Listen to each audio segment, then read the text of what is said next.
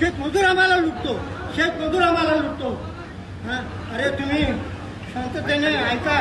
1900 झालाय, 1900 आमदार, 288 मधून एक मनुष्य आहे आमदार. बाकीचे शेतकरी नाही का? बाकीचे शेतकरी नाहीत का? ते अन्न खात नाहीत का? ते काय नोटा खातात का? अरे लोकशाही कुठे आहे? त्या देशामध्ये लोकशाही आहे? अरे लोकशाही जर असती तर आज शेतकरी गुलामगिरी कशाला राहिला असता?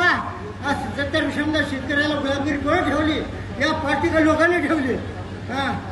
सगळ्या लोकांना मी पाहिलेलं आहे, मी जळून पाहिलेलं आहे, मी जळून गेलेलो आहे, मी कम्युनिस्टमध्ये राहिलेलो आहे, सगळ्या याच्यामध्ये राहिलो आहे. पण शेतकऱ्यासाठी कोणीच हटणारा नाही. फक्त एकच असं निघालेलं आहे की ज्यानं आम्ही म्हणलं आहे पहिल्या सुद्धा मला 24मध्ये 2022मध्ये मला विधानसभेत घेऊन येणारा माणूस आहे. विधानसभेत मला नेणारा माणूस आहे. आम्ही पाणी मागितलं, पाणी पाणी. अरे पाणीसाठी आम्ही तरसायलो. आम्ही पाणी मागतो, दुसरं काही नाही. आम्हाला काही पण नको, आम्हाला काही नको.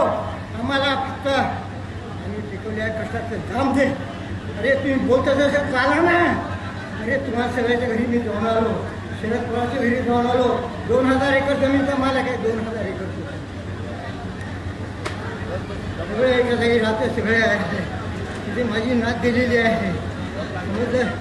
म्हणून मी तुम्हाला सांगतो, हात जोडून सांगतो, या माणसासाठी मी आलो, मी माणसासाठी आलो नाही.